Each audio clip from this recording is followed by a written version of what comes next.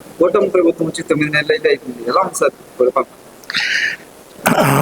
నా పేరు అమ్మ ప్రసాద్. సోషల్ మీడియాలో అందరికీ సుపరిచితుడినే. 2 యూట్యూబ్ ఛానల్స్ కూడా మెయింటైన్ చేస్తున్నా. నేను మాజీ Brahmin cooperative credit society chairman. ఎలక్షన్ల ముందే నేను తెలుగుదేశం పార్టీలో జాయిన్ అయ్యాను. ఆ రోజు నుంచి ఈ రోజు వరకు కూడా అహర్నిశలు ప్రతిరోజు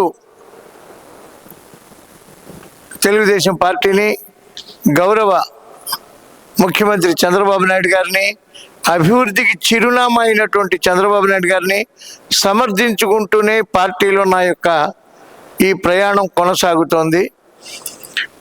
మహనీయులు ఎన్టీ రామారావు గారు పెట్టిన పార్టీ ఇది. 4 దశాబ్దాల చరిత్ర కలిగిన పార్టీ. ఒక సదుద్దేశంతో సమాజమే దేవాలయం, ప్రజలే దేవుళ్ళు అని పెట్టిన పార్టీ. గత 5 సంవత్సరాల ప్రభుత్వంలో వినలేని బూతులు, మాట్లాడలేని బూతులు, ఆడవారిని సైతం విమర్శించేటువంటి మన సాంప్రదాయం, సంస్కృతి ఇవన్నీ కూడా దూరంగా నెట్టేసి అసెంబ్లీలో పచ్చి బూతులు, నీ అమ్మ నీ ఎక్కదక్క మాట్లాడే బూతులు, ఎవరైనా గతంలో ఎవరినైనా విమర్శించుకుంటే నువ్వు దుర్మార్గుడువో లేకపోతే నువ్వు అవినీతి పరుడువో, నేను చేసిన పని నువ్వు చేయలేకపోయావనో విమర్శించుకునే స్థాయి నుంచి అమ్మలో అక్కల దాకా పోయి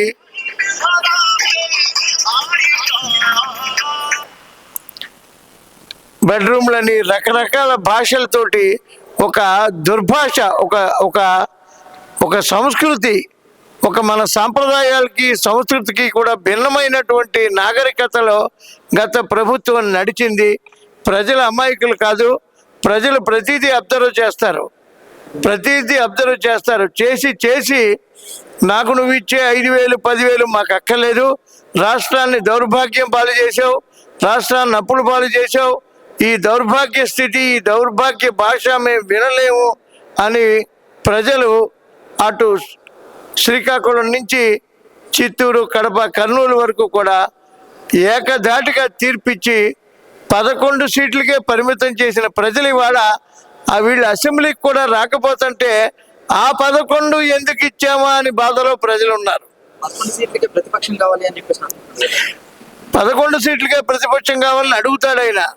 గతంలో 23 సీట్లు చంద్రబాబు నాయుడు గారికి వస్తే ఒక 5-6 సీట్లు నేను లాగేస్తే నీ ప్రతిపక్షం పోతుంది కదా అని అసెంబ్లీలో ఆయన అన్న వీడియోలు కూడా ఉన్నాయి. అంటే ఏంటి, 18 తగ్గితే ప్రతిపక్ష హోదా ఉండదు అని ఆయన భావనే కదా. మరి వాళ్ళ 11కి ప్రతిపక్ష హోదా ఎందుకు అడుగుతున్నాడు ఆయన?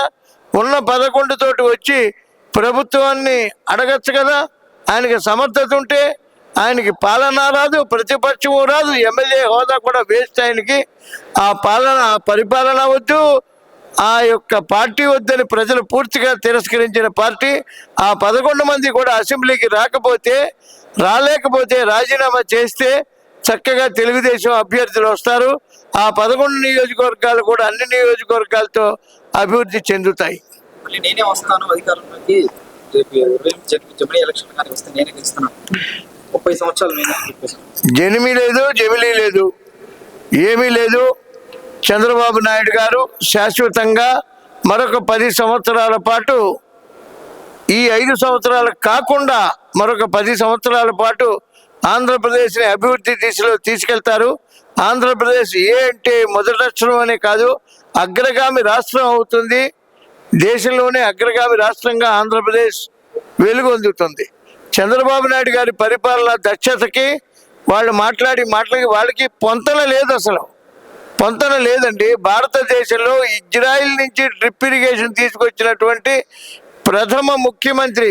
సుమారు 100 దేశాల్లో చంద్రబాబు నాయుడు గారి పేరు తెస్తే గుర్తుపడతారు. 100 దేశాలు, ప్రపంచంలో 100 దేశాల్లో గుర్తింపు కలిగినటువంటి ఒక ముఖ్యమంత్రి చంద్రబాబు నాయుడు గారు. ఈయన దేశ నాయకుడు కాదు, రాష్ట్ర నాయకుడు. రాష్ట్ర నాయకులకి 100 దేశాల్లో గుర్తింపు ఉందంటే ఆయన సమర్థత, పరిపాలన పట్ల ఆయనకున్న అవగాహన అద్భుతం, మహా అద్భుతం. లోకేష్ గారి పనితీరు ఏంటండి? తండ్రిని మించిన తనయుడవుతాడు ఆయన. పాఠశాలలకి వాళ్ళ డిజిటల్ క్లాస్ రూమ్లే కాదు, విద్యా బోధనా విషయాలే కాదు, పాఠశాల అభివృద్ధి ఎలా జరగాలి ఏంటనేది ఒక అధ్యయనం చేసి ఒక అద్భుతమైన రీతిలో ఎలిమెంటరీ స్కూల్కి దేశంలోనే ఒక గొప్ప సార్థకత కల్పించగలిగినటువంటి యువనేత ఇవాళ నారా లోకేష్ గారు. అందులో అనుమానం లేదు.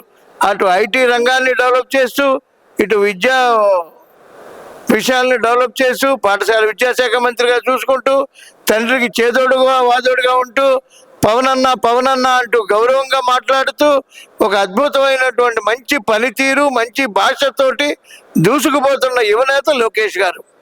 డిప్యూటీ సీఎం పవన్ కళ్యాణ్ అన్నారు, ఈ పనితీరు ఎలా ఉంది? కొత్తగా వచ్చాడు రాజకీయాలు, కొత్తగా రాజకీయాల్లోకి వచ్చారు, నిన్ననే వచ్చారు, మొన్ననే వచ్చారు కాదండి.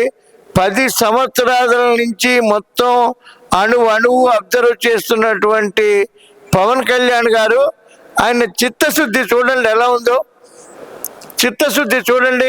చక్కగా అందరినీ కూర్చోబెట్టి అధికారుల దగ్గర అన్ని విషయాలు తెలుసుకుంటూ, నేనే మోనార్క్ని, నేనే మొనగాడిని, నేనే నన్ను చూసి ఓట్లేశారని అనుకోకుండా, ప్రజలే దేవుళ్ళని ఎన్టీ రామారావు గారు అన్న మాటకి అదే స్ఫూర్తితో పవన్ కళ్యాణ్ గారు ఇవాళ అణువు ప్రతిరోజు ఆయన ఎంతో డెడికేటెడ్గా, డిటర్మినేషన్, డెడికేషన్ ఈ రెండు ఉంటే డెవలప్మెంట్ చాలా ఈజీగా అవుతుంది. ఈ ప్రభుత్వంలో గౌరవ చంద్రబాబు నాయుడు గారి దగ్గర కానీ, గౌరవ లోకేష్ గారి దగ్గర కానీ, గౌరవ పవన్ కళ్యాణ్ గారి దగ్గర కానీ, గౌరవ మంత్రుల దగ్గర కానీ, అందరి దగ్గర కూడా డెడికేషన్, డిటర్మినేషన్ ఈ రెండు ఉన్నాయి. ఈ రెండు ఉన్నప్పుడు డెవలప్మెంట్కి లోటు లేదు. అదే D3 అంటే. D3 అంటే dedication, determination leads to the development. అంటే కూటమి ప్రభుత్వం ఇంకా కొన్నాళ్ళు ఇలాగే కొనసాగుతుందంటారు ముందు? కూటమి ప్రభుత్వం ఇంకొక 15 సంవత్సరాలు ఆంధ్రప్రదేశ్ని దేశంలోనే అగ్రగామి రాష్ట్రం చేసే వరకు కూటమి ప్రభుత్వం ఇలాగే ఉంటుంది. వ్యతిరేకం వచ్చే అవకాశాలు ఉంటారు. బీజేపీ, జనసేన ఏమి వ్యతిరేకత రాదండి. అందరిలోనూ చిత్తశుద్ధి ఉంది. ప్రజలకి మేలు చేయాలి అనేటువంటి సంకల్పం ఉంది. ఇవాళ ధనం కోసమో, డబ్బు కోసమో రాజకీయాల్లోకి వచ్చినటువంటి వ్యక్తులు ఎవరు లేరు. దీంట్లో ప్రజాసేవే లక్ష్యంగా పనిచేసేటువంటి పార్టీలు, 3 పార్టీలు కూడా కేంద్రంలో ఎలాగైతే సుస్థిర ప్రభుత్వం ఉందో, రాష్ట్రంలో కూడా ఈ కూటమి ఒక 15 సంవత్సరాల పాటు సుస్థిర పాలన అందిస్తుంది అనటానికి 100% నిజం. వైసీపీ ఎమ్మెల్యేలను టార్గెట్ చేసి అరెస్ట్ చేస్తున్నారన్నారు. మనం చూస్తే వెల్లపల్లి వంశీ గారిని, అలాగే సినీ నటుడు పోసాని మురళీకృష్ణ గారిని అరెస్ట్ చేశారు. ఇంకా ముందు కొంతమంది ఉన్నారు కదా, వీళ్ళందరూ కూడా ఇదే గతి పట్టింది కదా. ఇప్పుడు ఎవరికి ఏ గతి పడుతుంది అనేది పక్కన పెట్టండి. అసలు పోసాని కృష్ణమురళి అనే ఒక నటుడు కదా, కళాకారుడు కదా. కళాకారుడు మాట్లాడవలసిన భాష ఏమిటి? పోసాని కృష్ణమురళి మాట్లాడిన భాష ఏమిటండి? పోసాని కృష్ణమురళికి సంస్కారం ఉందా? వల్లభనేని వంశీకి సంస్కారం ఉందా? ఆ ముసలాయనకి 4 ఏళ్ళలో పోతాడు. ఇట్లాంటి మాటలు ఎవరైనా మాట్లాడచ్చు. శత్రువు కూడా 100 ఏళ్ళు బతికుండాలని కోరుకోవాలి. శత్రువును కూడా ప్రేమించగలిగితేనే రాజకీయాల్లోకి రావాలి, లేకపోతే రాయకూడదు. దుప్పటి ముసుగేసుకొని ఇంట్లో పడుకోవాలి. వల్లభనేని వంశీ, కొడాలి నాని, అంబటి రాంబాబు, రోజా గారు, లేకపోతే పోసాని కృష్ణమురళి గారు, వీళ్ళని మనుషులు అంటారా, మానవ మృగాలు అంటారా? మృగాలు కూడా సిగ్గుపడేటువంటి భాష మాట్లాడారు వాళ్ళు. భావితరాలకు మనం ఏమిస్తున్నామండి? భావితరాలకి what we are giving to the future generation. మన భావితరాలకి మనం ఇచ్చే సంపద ఏంటి? ఒక మంచి భాష ఇవ్వాలి, ఒక మంచి సంస్కృతి ఇవ్వాలి, ఒక మంచి సంస్కారం ఇవ్వాలి, ఎలా బతకాలో నేర్పాలి, ఎలా ఉండాలో నేర్పాలి. అవన్నీ వదిలేసేసి ఇష్టం వచ్చిన భాషలు మాట్లాడి ఇవాళ మా మీద కేసులు పెట్టారు. పెట్టరా కేసులు? మిమ్మల్ని తిడితే మీరు ఊరుకుంటారా? మీ అమ్మగారినో మీ అక్కగారినో తిడితే మీరు ఊరుకుంటారా? మీ భార్య గారిని తిడితే మీరు ఊరుకుంటారా? ఎవరు ఊరుకోరు. ఇంకా కార్యకర్తలు చాలా సహనంతో ఉన్నారు. కార్యకర్తలు మొత్తం తిరగబడితే వీళ్ళ ఇళ్ల నుంచి బయటకు కూడా రాలేరు. ఒక మాటలో చెప్పండి, ఎలా ఉందంటారు? అద్భుతంగా ఉందండి. పనితీరు అద్భుతంగా ఉంది. పయ్యావులు కేశవ్ గారి బడ్జెట్ కూడా అద్భుతంగా ఉంది. ప్రతి రంగంలోనూ కూడా రోడ్లకు కేటాయించారు, స్కూల్స్కి కేటాయించారు, మహిళలకు కేటాయించారు, బ్రాహ్మణ కార్పొరేషన్లకు కేటాయించారు, అన్ని కార్పొరేషన్లకి నిధులు ఇచ్చారు. అభివృద్ధి దిశగా ఉంది. రైతులకు ఇచ్చారు. రైతులకు 20,000 రూపాయలు ఆర్థిక సహాయం. రేపు తల్లికి 100 రిలీజ్ చేస్తారు ఇంకొక 1 month or 2 monthsలో.